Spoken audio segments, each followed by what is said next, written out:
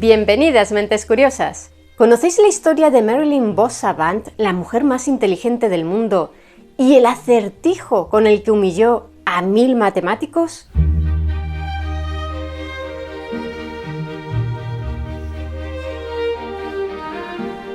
Imagina que estás en un concurso y tienes que elegir entre 3 puertas.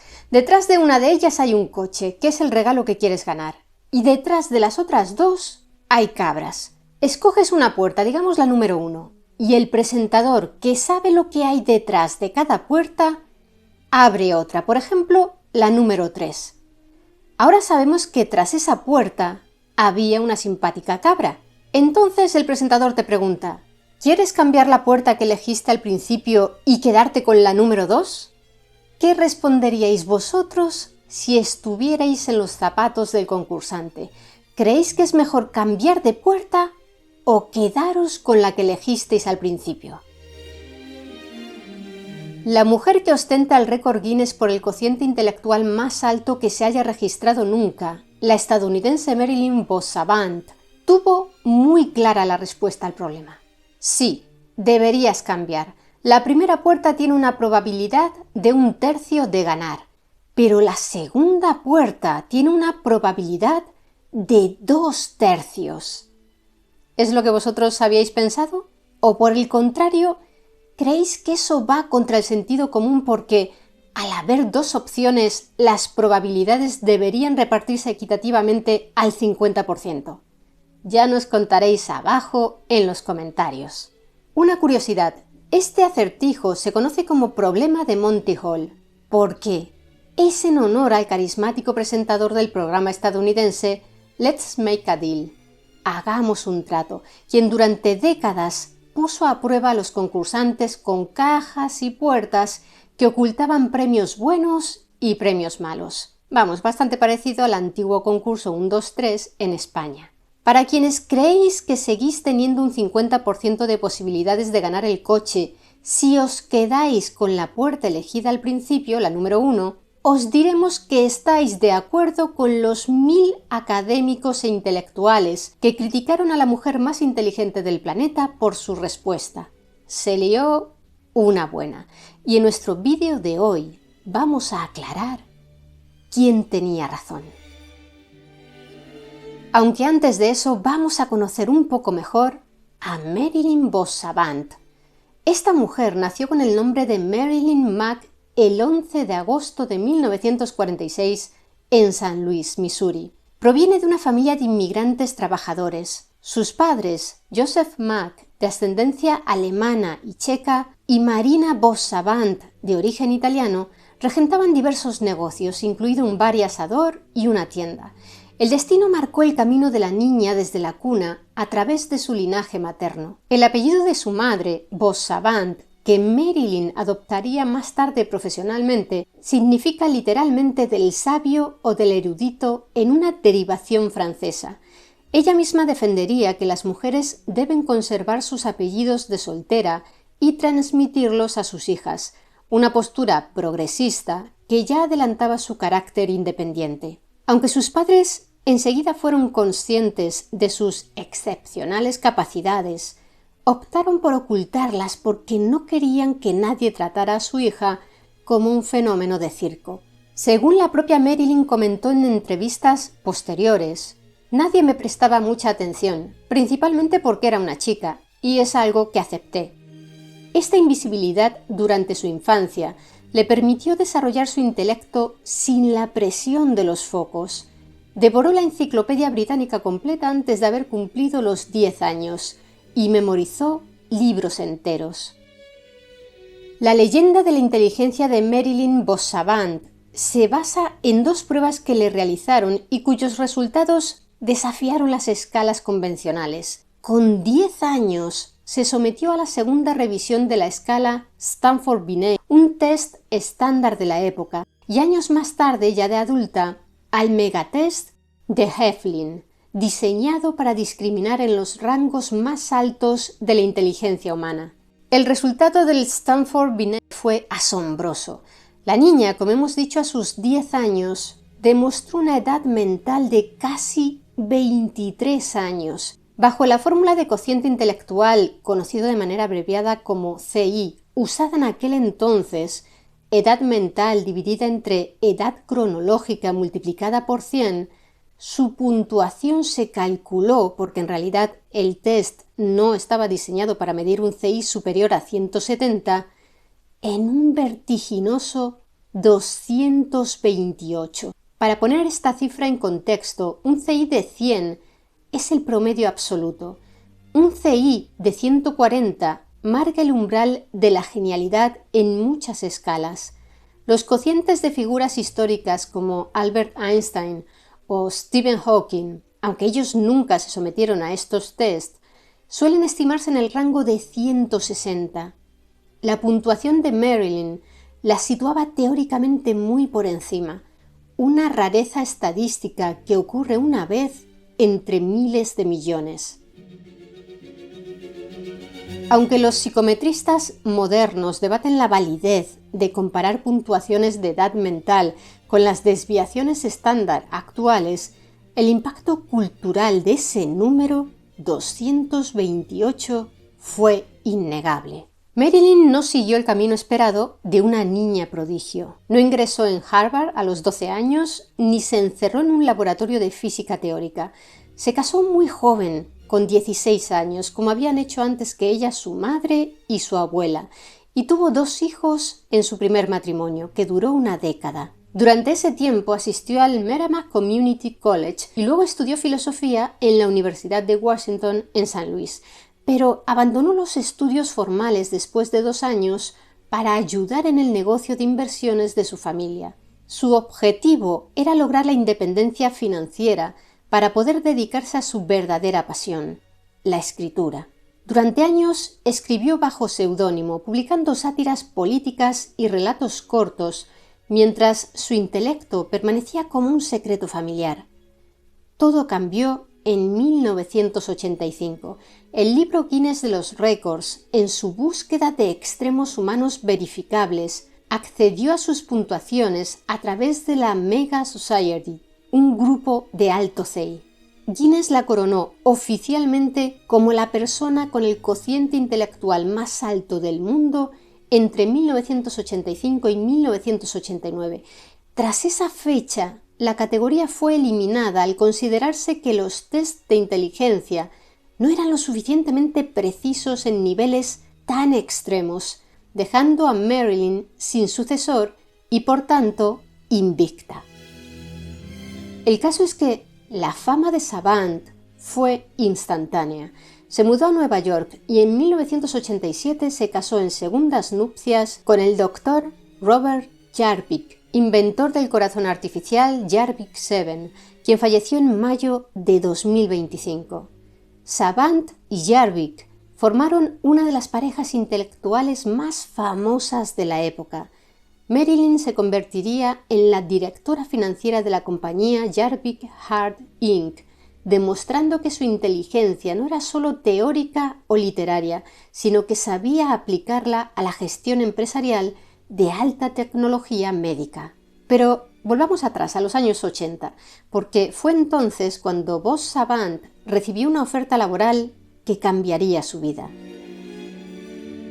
La revista Parade, que tenía una circulación de millones de ejemplares cada domingo, le ofreció la columna Ask Marilyn, un espacio en el que los lectores planteaban a esta mujer acertijos de lógica y curiosidades filosóficas para que Marilyn les diera respuesta. En septiembre de 1990, un lector llamado Craig F. Whitaker, de Columbia, Maryland, envió la consulta que haría estallar la polémica.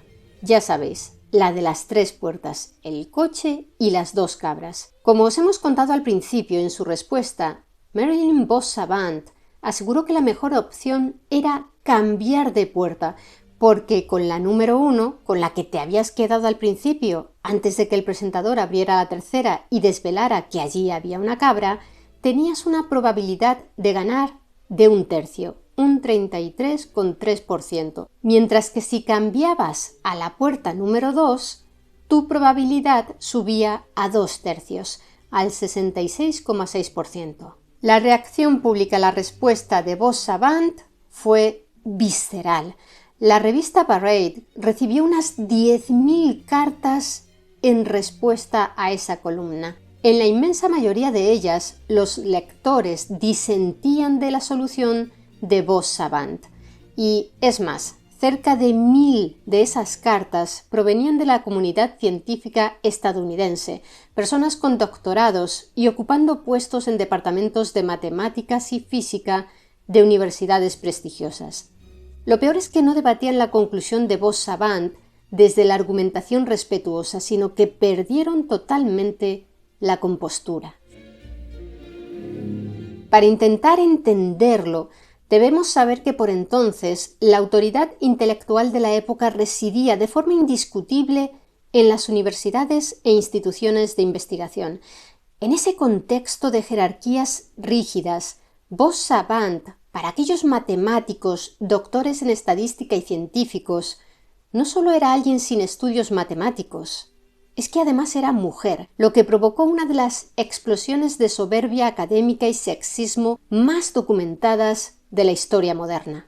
No podían creer que se atreviera a contradecir la intuición evidente de que dos opciones implican un 50% de probabilidad.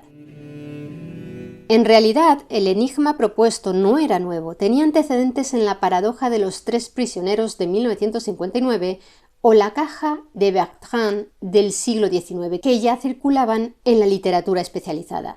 Sin embargo, la formulación específica presentada por aquel lector y el hecho de que la revista Parade fuera una plataforma que llegaba a muchísimas personas, crearon un escenario diferente. Se produjo un intento de linchamiento público en el que los supuestos expertos usaron como armas las credenciales académicas, los insultos y una misoginia apenas disimulada. Le dijeron a Boss Savant que debería avergonzarse, le exigieron que se disculpara públicamente y aseguraron que su razonamiento era el producto de la lógica femenina. Los académicos no solo corregían a Marilyn, intentaban disciplinarla. El tono era de una condescendencia agresiva, asumiendo que una mujer columnista no podía enseñar nada a un hombre de ciencia. Os vamos a leer algunos de estos mensajes. El de Scott Smith, un doctor de la Universidad de Florida, es uno de los más citados debido a su tono. No se limitó a corregir, buscó avergonzar a Marilyn ante millones de lectores. La has fastidiado y la has fastidiado a lo grande. Como pareces tener dificultades para captar el principio básico que actúa aquí, te lo explicaré. Después de que el presentador revela una cabra, ahora tienes una oportunidad de 1 entre 2 de estar en lo correcto. Ya sea que cambies tu selección o no, las probabilidades son las mismas. Ya hay suficiente analfabetismo matemático en este país y no necesitamos que el CI más alto del mundo propague más. ¡Qué vergüenza! Smith estaba tan cegado por su certeza que no consideró ni por un segundo la posibilidad de estar equivocado. Desde la misma Universidad de Florida, Charles Reed optó por la descalificación académica directa, sugiriendo que Marilyn carecía de la formación más elemental. ¿Puedo sugerirte que obtengas y consultes un libro de texto sobre probabilidad antes de intentar responder a una pregunta de este tipo de nuevo? Por su parte, el profesor E. Ray Bobo de la Universidad de Georgetown no solo estaba seguro del error de Boss Savant, sino que usó la indignación colectiva de su gremio como argumento de autoridad. Estás completamente equivocada sobre la pregunta del concurso y espero que esta controversia llame la atención pública sobre la grave crisis nacional en la educación matemática. ¿Cuántos matemáticos furiosos se necesitan para que cambies de opinión? La ironía era increíble. Bobo lamentaba la crisis de educación matemática mientras demostraba él mismo su incapacidad para comprender la probabilidad condicional básica. Everett Harman, del Instituto de Investigación del Ejército de Estados Unidos, elevó la apuesta a una cuestión de seguridad nacional. Cometiste un error, pero mira el lado positivo. Si todos esos expertos estuvieran equivocados, el país estaría en un problema muy serio. Esta frase leída en retrospectiva es devastadora. Efectivamente, el país estaba en un problema serio. Sus élites científicas eran incapaces de resolver un problema de probabilidad básica debido a sus prejuicios cognitivos. Las críticas a lo que había dicho Bosch-Savant no se limitaron a estos académicos. Paul Erdős, uno de los matemáticos más brillantes del siglo XX, se negó inicialmente a aceptar la solución que ella había dado. Su rechazo ilustra que la intuición falaz en el problema de Monty Hall no es una cuestión de inteligencia general, sino una trampa cognitiva específica que afecta incluso a las mentes más entrenadas en el razonamiento abstracto. Erdős solo capituló cuando su colega Andrew Bazoni le mostró una simulación de Montecarlo, un tipo de algoritmo computacional que usa un muestreo aleatorio repetido para obtener la probabilidad de que ocurra una serie de resultados. Así vio que era ventajoso cambiar de puerta. Un giro irónico en esta historia es el papel del propio Monty Hall, el presentador del programa Let's Make a Deal en el que se basaba el problema. Mientras los matemáticos teóricos debatían y condenaban a Bosch-Savant, Hall demostró una comprensión pragmática superior de la dinámica del juego. En una demostración realizada en su casa de Beverly Hills para un periodista del New York Times, Hall simuló el juego usando las llaves de un coche y como premios de consolación un paquete de pasas y otro de caramelos Lifesavers. Hall realizó múltiples rondas del juego. En las primeras 10, el periodista, que hacía el papel de concursante, se mantuvo con su elección original y ganó 4 veces y perdió 6. Un resultado consistente con la probabilidad teórica de 1/3. En las siguientes 10 rondas, el concursante cambió sistemáticamente y ganó 8 veces. Hall, con la sabiduría de la experiencia empírica, validó la postura de Bosch-Savant antes que muchos teóricos.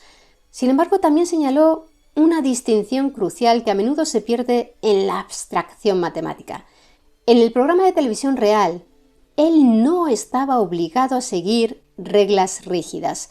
Podía ofrecer el cambio o no, dependiendo de su voluntad de crear tensión o influir en el resultado. No obstante, bajo las premisas explícitas e implícitas del problema de Bosch-Savant, donde el presentador siempre abre una puerta perdedora y siempre ofrece el cambio, la lógica de Marilyn era inapelable. Para explicar por qué la columnista tenía razón, debemos ir más allá de la afirmación de «es 2/3». Vamos a analizarlo. El coche se coloca detrás de una de las 3 puertas, la número 1, 2 o 3, con igual probabilidad, es decir, 1/3. El concursante elige una puerta inicialmente sin información previa. Monty Hall, el presentador, sabe qué hay detrás de cada puerta. Monty debe abrir una de las puertas restantes. Nunca puede abrir la puerta que contiene el coche, siempre debe revelar una cabra. Obviamente, tampoco puede abrir la puerta elegida por el concursante. La forma más sencilla de demostrar la ventaja del cambio es mediante la enumeración de los escenarios posibles. Dado que las puertas son indistinguibles inicialmente, podemos asumir que, por ejemplo, el concursante elige la puerta 1. En el caso A, eliges la puerta 1 y ahí está el coche. Si te quedas con tu puerta, ganas. Si la cambias, pierdes. En el caso B, el coche está en la puerta 2.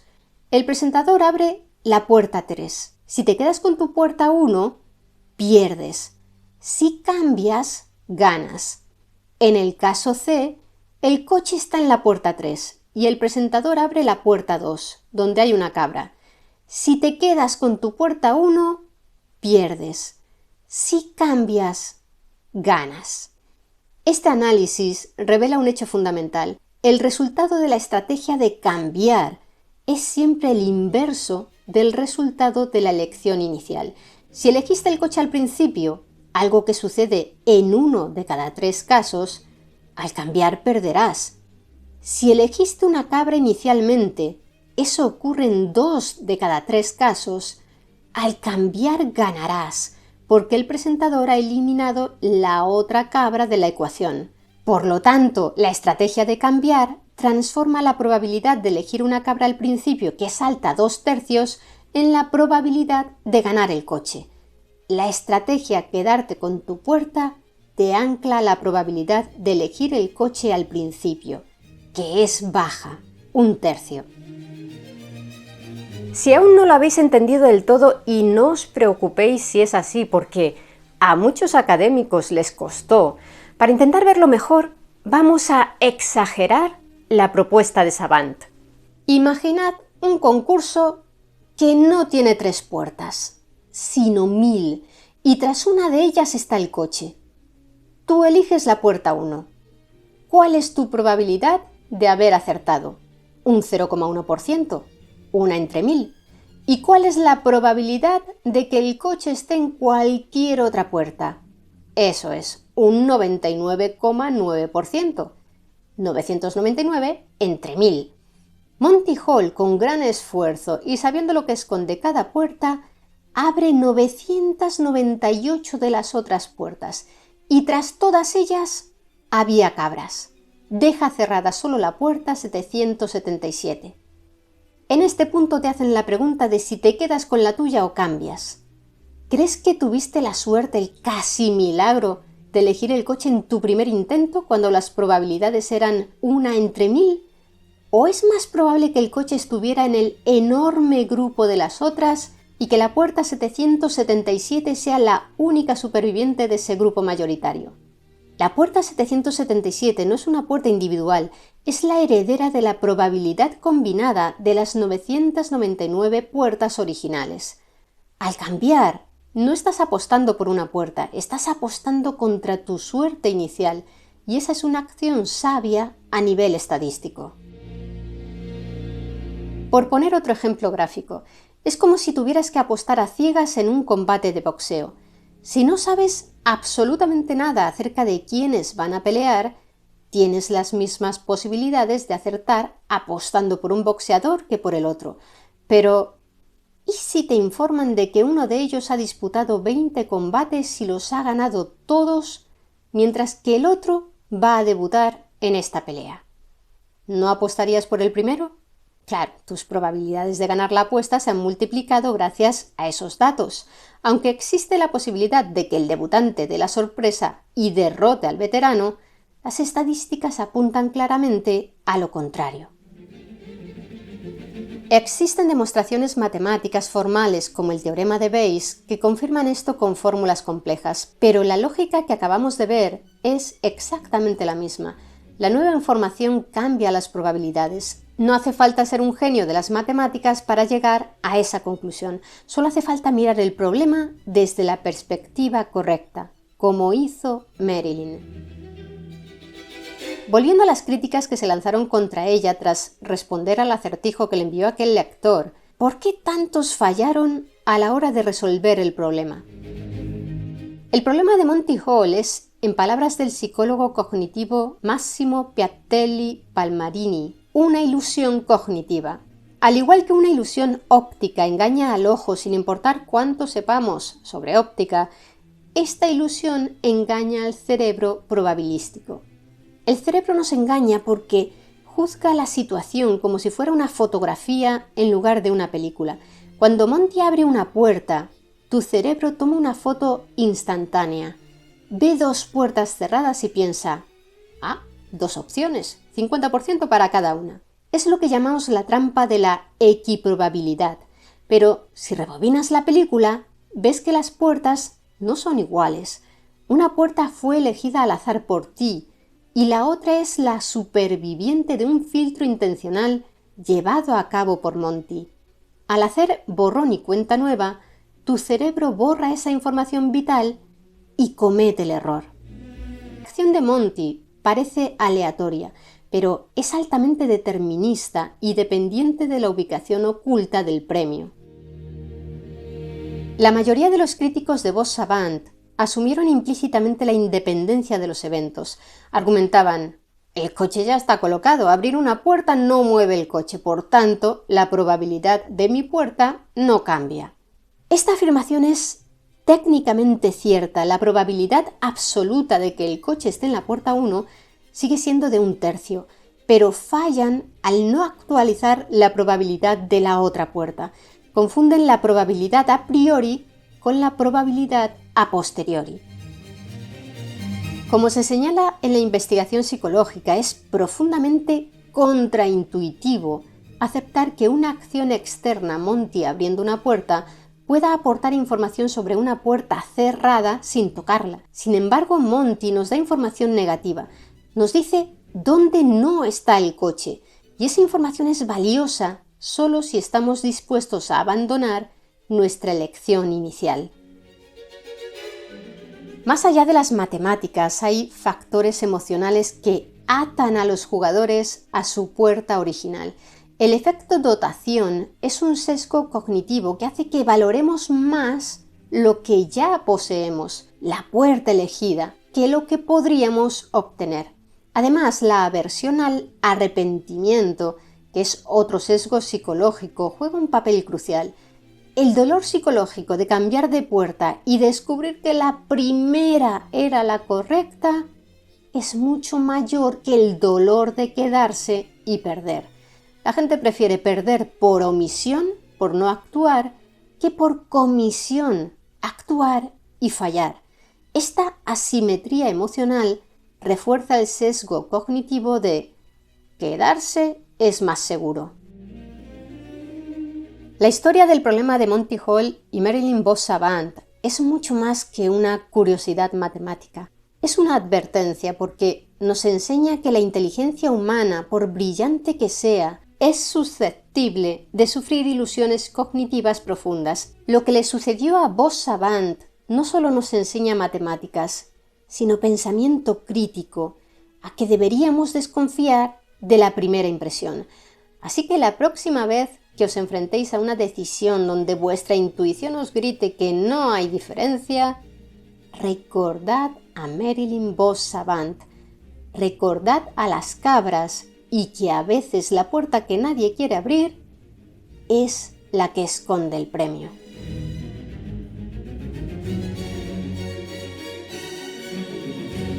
¿Y vosotros? ¿Qué opináis de la historia de Vos Savant y el problema de Monty Hall? Me gustaría que nos lo contarais abajo en los comentarios. Y si queréis conocer más historias interesantes, suscribíos a nuestro canal. Muchas gracias por estar ahí, mentes curiosas. Nos vemos en el siguiente vídeo.